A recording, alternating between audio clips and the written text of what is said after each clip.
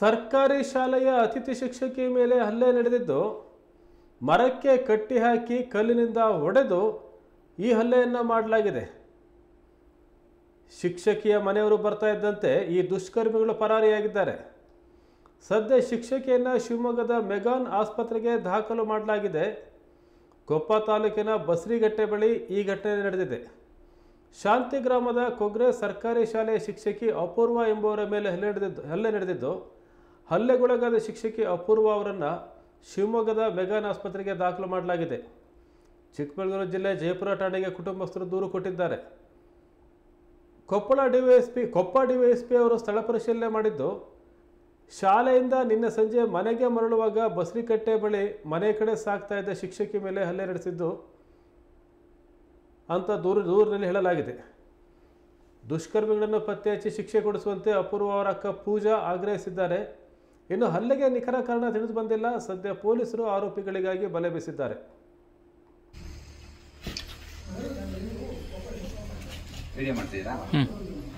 ಈ ಮನವಿಯನ್ನು ತಗೊಂಡಿದ್ದೀನಿ.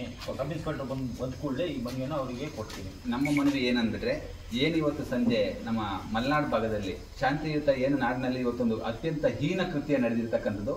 ಒಬ್ಬ ಹೆಣ್ಣು ಮಗಳ ಮೇಲೆ ದೈಹಿಕವಾಗಿ ಹಿಂಸೆ ಕೊಟ್ಟಿದ್ದಂಥ ನೀಚರನ್ನ ಕೂಡಲೇ ಬಂಧಿಸಿ ಕಾನೂನು ರೀತಿಯಲ್ಲಿ ಅವರಿಗೆ ಪ್ರಕ್ರಿಯೆಯಲ್ಲಿ ಏನು ಶಿಕ್ಷೆ ಕೊಡಬೇಕು ಆ ಶಿಕ್ಷೆ ಕೊಟ್ಟು ಈ ಹೆಣ್ಣು ಮಗಳಿಗೆ ನ್ಯಾಯ ಕೊಡಿಸ್ಬೇಕು ಅಂತ ಬಿಟ್ಟು ನಾವು ಮನವಿ ಮಾಡ್ತಿದ್ದೀವಿ. ಅದೇ ರೀತಿ ನಿಮ್ಮ ಪೊಲೀಸ್ ಇಲಾಖೆ ಮೇಲೆ ನಮ್ಮ ಸಂಪೂರ್ಣ ಭರವಸೆ ಇದೆ.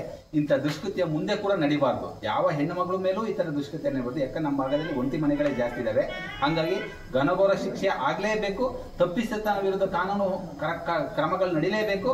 ಹಾಗೂ ಇನ್ನು ಮುಂದೆ ಆ ಥರದ್ದು ಯಾವುದೇ ನೀಚ ಕೃತ್ಯ ಮಾಡ್ತಿದ್ದ ಕಠಿಣ ಶಿಕ್ಷೆಯನ್ನು ನೀವು ಸ್ಥಳದಲ್ಲೇ ನೀಡಿ ನಂತರ ಕಾನೂನಿಗೆ ಒಪ್ಪಿಸಬೇಕು ಅಂತ ಬಿಟ್ಟು ನಾವು ಈ ಮೂಲಕ ನಿಮ್ಗೆ ಮನವಿ ಮಾಡ್ತೀವಿ. ಮನವಿ ತಗೊಂಡಿರ್ತೀನಿ. ಸಬ್ ಇನ್ಸ್ಪೆಕ್ಟರ್ ಕೆಲಸದಲ್ಲೇ ಇದ್ದಾರೆ. ಮುಂದಿನ ತನಿಖೆ ಬಗ್ಗೆ ಕೊಡ್ತೀನಿ. Thank you.